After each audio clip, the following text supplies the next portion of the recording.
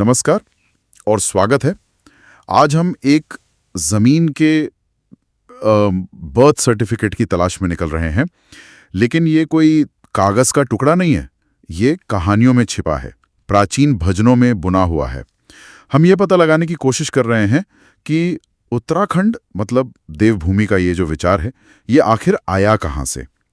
हमारे गाइड होंगे वेद और पुराण, जो हमें उन दो पौराणिक राज्यों की कहानी बताएंगे जिनसे मिलकर उत्तराखंड की आत्मा बनती है, केदारखंड और मानसखंड। बिल्कुल। और ये तलाश इसलिए भी दिलचस्प है क्योंकि हम आद्य ऐतिहासिक काल की बात कर रहे हैं। इसे समझने का देखिए आसान तरीका ये है कि ये वो समय है जब इतिहास पत्थरों और सिक्कों पर नहीं बल्कि कहानियों और ग्रंथों में लिखा जा रहा था। हमारे पास उस दौर की इमारतें या औजार भले ही ना हो, लेकिन हमारे पास वेद, पुराण और महाकाव्य हैं, और यही उस समय की सोच और भूगोल का एक नक्शा पेश करते हैं। और इन्हीं नक्शों में एक बहुत ही हैरान करने वाली बात छिपी है। आज हम जिसे गढ़वाल और कुमाऊं कहते हैं, वो हमेशा से ऐसे नहीं थे। स्रोतों के मुताबिक सबसे पुराने नक्शों में से एक स्कंद पुराण, वो पूरे हिमालय को 5 हिस्सों में बांटता है, और उनमें से 2 हिस्से हैं केदारखंड और मानसखंड, जो आज का उत्तराखंड है। चलिए इसी पे गहराई से बात करते हैं। और ये सिर्फ एक भौगोलिक बंटवारा नहीं था, ये इस क्षेत्र की सांस्कृतिक और आध्यात्मिक पहचान की नींव है। ये 2 अलग-अलग कहानियों की शुरुआत थी, जो आगे चलकर एक हो गई। तो कहानी शुरू कहाँ से गए? जाहिर है नाम से, देवभूमि, देवताओं की भूमि। ये टैगलाइन आई कहाँ से? स्रोतों के हिसाब से सबसे पुरानी गवाही हमें मिलती है ऋग्वेद में, जो सबसे प्राचीन ग्रंथ है। उसमें इस इलाके के लिए हेमवंत, देवभूमि और मनीषियों की पुण्य भूमि जैसे शब्द इस्तेमाल हुए हैं। हाँ, और कमाल की बात यह है कि ये सिर्फ ऋग्वेद में नहीं है।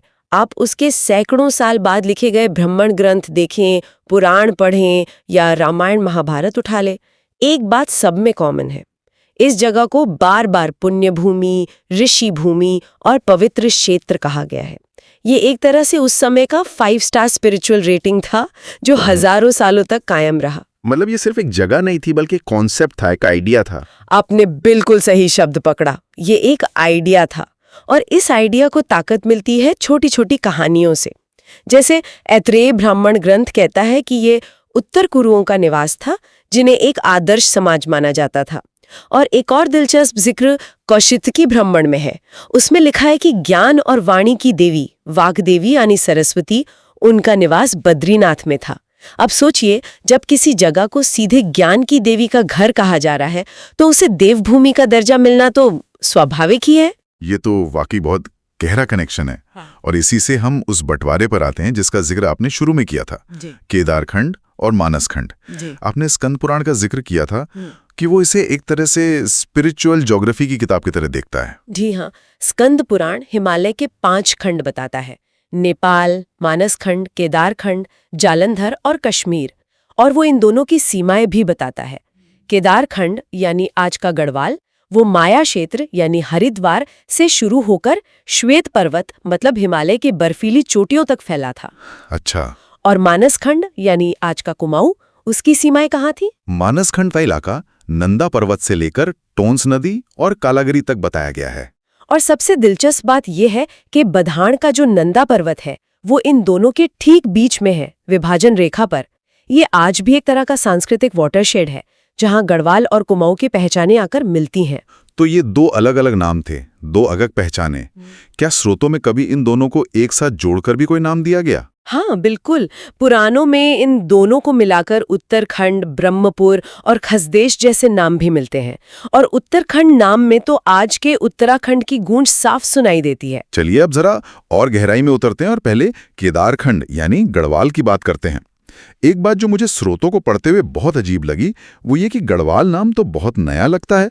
हम इतनी पौराणिक बातें कर रहे हैं और ये नाम 15वीं सदी के आसपास का है, जब राजा अजयपाल ने यहाँ के 52 किलों यानी गढ़ों को जीता। ये तो ऐसा लगा जैसे किसी पुरानी बोतल पर नया लेबल लगा दिया हो। आपकी बात बिल्कुल सही है। गढ़वाल नाम ऐतिहासिक है, पौराणिक नहीं। लेकिन इस इलाके की पहचान बहुत पुरानी है। इसका असली पौराणिक नाम तो केदारखंडी था। इसे तपोभूमि और खिरात मंडल भी कहा जाता था।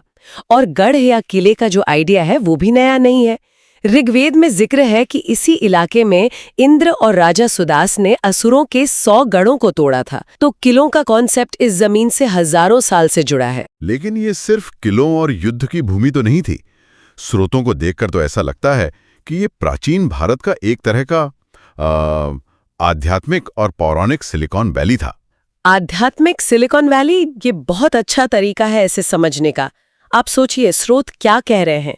वो कह रहे हैं कि इंसानियत के पूर्वज मनु यहीं रहते थे।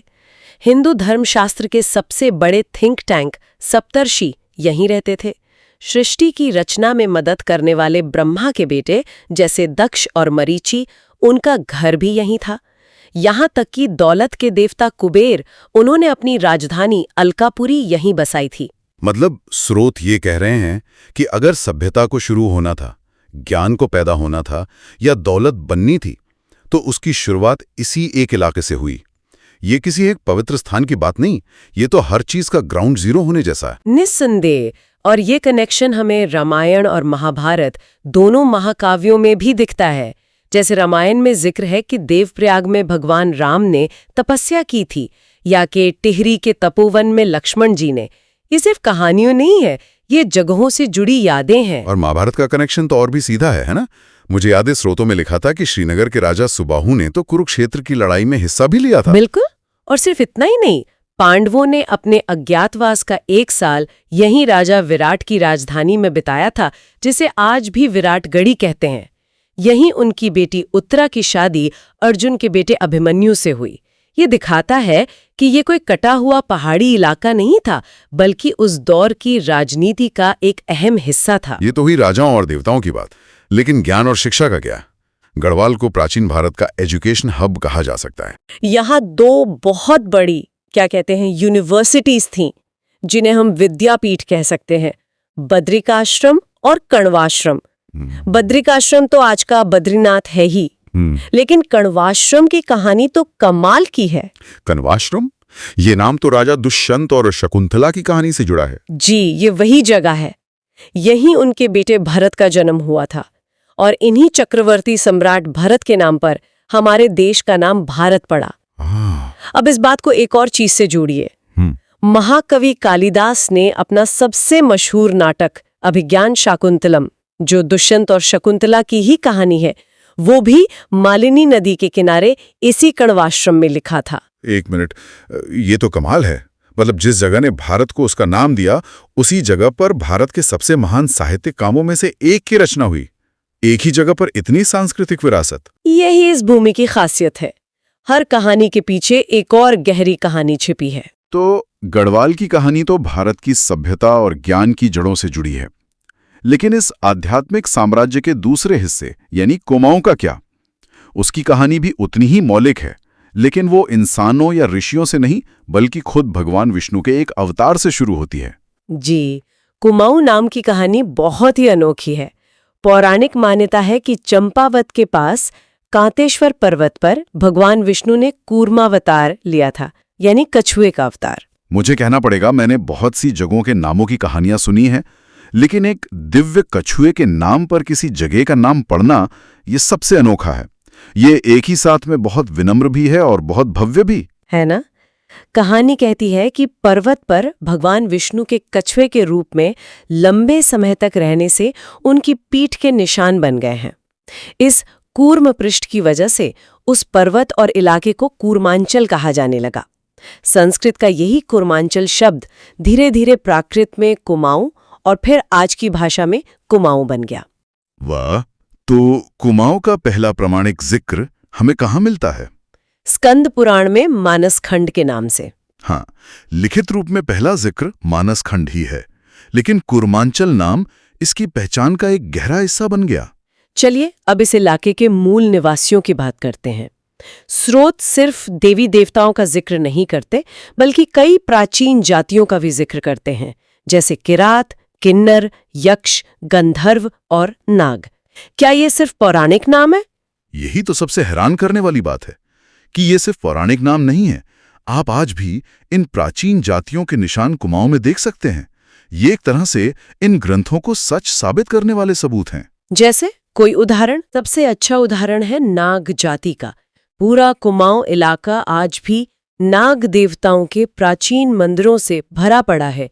बीनाग, धौलनाग, कालीनाग, इनमें पिथौरागढ़ का बेनीनाग मंदिर सबसे मशहूर है। ये मंदिर सिर्फ पूजा की जगह नहीं है, ये जीते जागते ऐतिहासिक मार्कर हैं जो आज के लोगों को हजारों साल पहले की ग्रंथों में बताई गई नाग जाति से सीधे जोड़ते हैं। ये एक पौराणिक अतीत का जिंदा लिंक है। और किरात जाति के बारे में भी कुछ ऐसा ही है, जिनका जिक्र महाभारत में भी है। बिल्कुल, आज भी कुमाऊं के अस्कोट और डीडीहार जैसे इलाकों में उनके वंशज रहते हैं जो मुंडा भाषा परिवार से जुड़ी बोलियां बोलते हैं। ये बातें दिखाती हैं कि ये पौराणिक कथाएं सिर्फ कल्पना की उड़ान नहीं थीं, बल्कि उनमें लोगों की, संस्कृतियों की और इतिहास की गहरी यादें छिपी हुई हैं। इन सभी जातियों के बाद एक और जाति का जिक्र आता है, खस। स्रोतों में उन्हें काफी शक्तिशाली बताया गया है। हाँ, इन प्राचीन जातियों के बाद कुमाऊं में खसों का दबदबा बढ़ा। वो बहुत शक्तिशाली थे और एक समय में पूरे इलाके पर उनका राज था। एक और खास बात यह है कि खसों के समय में इस इलाके में बौद्ध धर्म का भी काफी प्रचार प्रसार हुआ।